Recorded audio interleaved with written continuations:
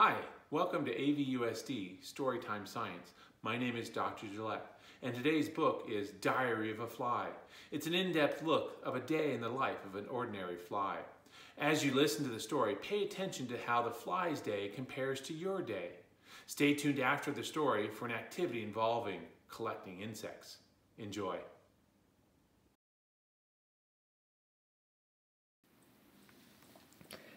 Diary of a Fly by Doran Cronin, pictures by Harry Bliss. June 7th. Tomorrow's the first day of school. I'm so nervous. What if I'm the only one who eats regurgitated food? June 8th. Great news. Everyone eats regurgitated food. June 10th. Things they teach you in flight class. We are almost accomplished flyers on the planet. Our average speed is 4.5 miles per hour. Lead backwards when taking off. Things they should teach you in flight class. Always have a flight plan.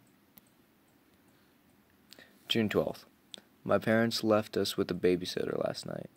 When they got home, 87 of us were stuck in a strip of fly paper. Mom says we're a lot easier to watch before we grew heads. June 14th. Today we practiced landing on moving targets. I'm standing on her head right now. June 15th.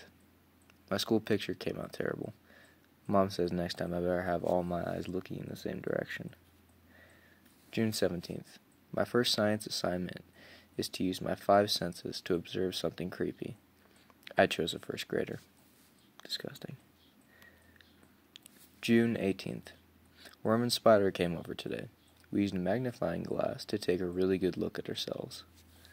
Man, we were filthy. July 2nd. I'm making an all about me book for my mom. July 13th. I asked Mom why we can't have my own room, like Worm. Because you have 327 brothers and sisters, that's why. I told her we could put half of them in the garage to save space. July 14th. Spider's grandfather is so smart. He taught me flies were a very important part of the food chain. Very cool. July 15th. Worm sat me down and explained the food chain. That is not so cool. July 16th. The babysitter came back last night. She brought a frog. When Mom and Dad got home, we were all exactly where we ran when we left. July 21st. Why I would make a good superhero.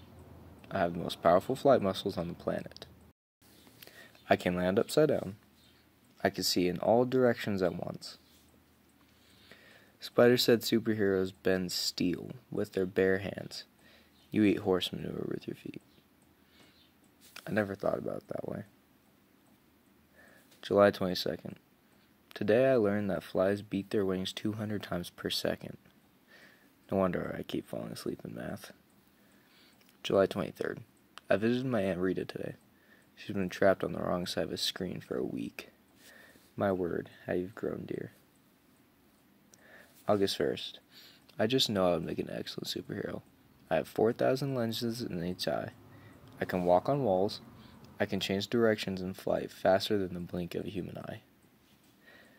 Spider said superheroes save the world from outer space villains. Your brain is the size of a sesame seed. I never thought about it that way. August 2nd. Today I told Worm and Spider that I could never be a superhero like I wanted.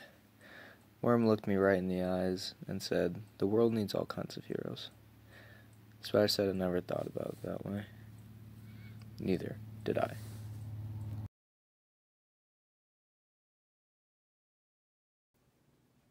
Hi boys and girls, we're going to do an insect collection today for our activity. But before we start, we need to learn a little bit about insects. So we're going to do some classification, which is defined as zoology.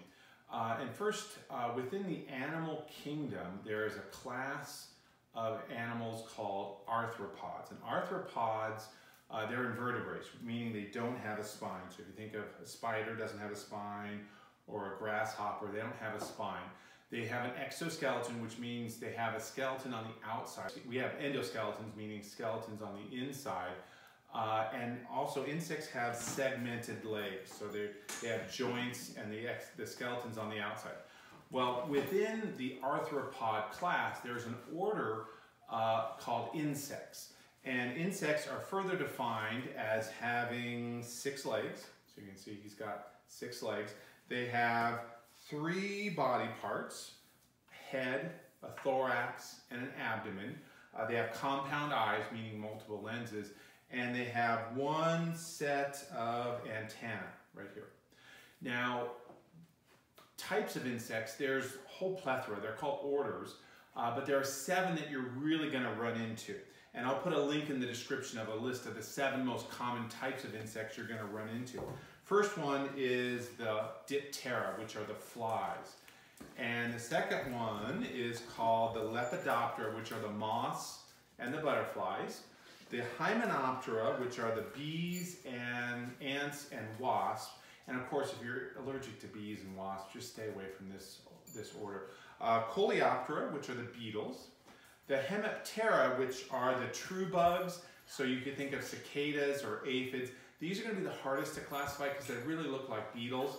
And then we have the Odonata, which are the dragonflies.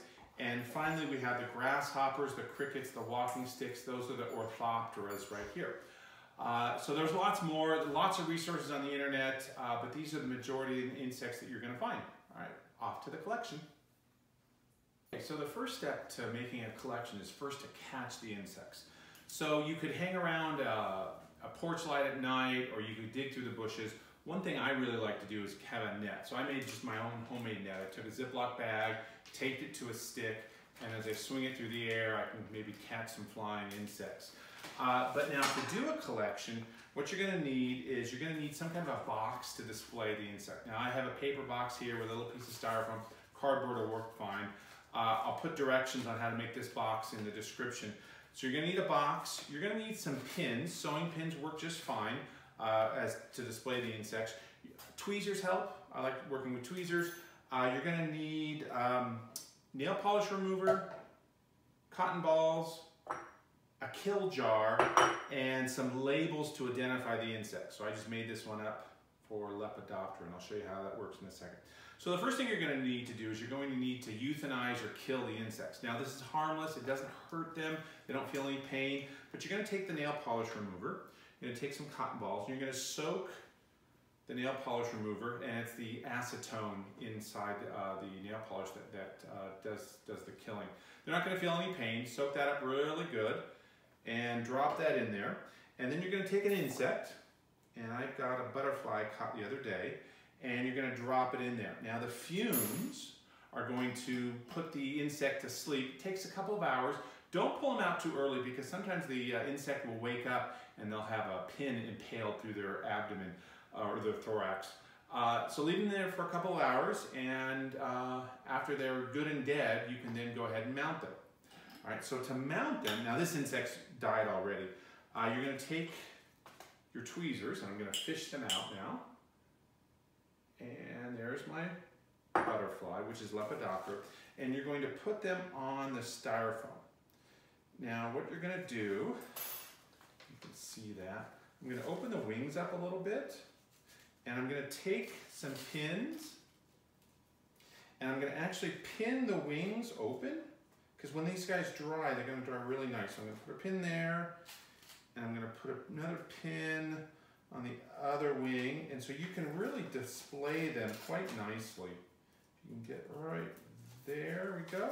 And now what I'm going to do is I'm going to take the pin, and I'm going to remember the thorax, that's where the legs are attached. I'm going to drive the pin right through the thorax, right there, like so. I'm going to let him dry for a couple hours.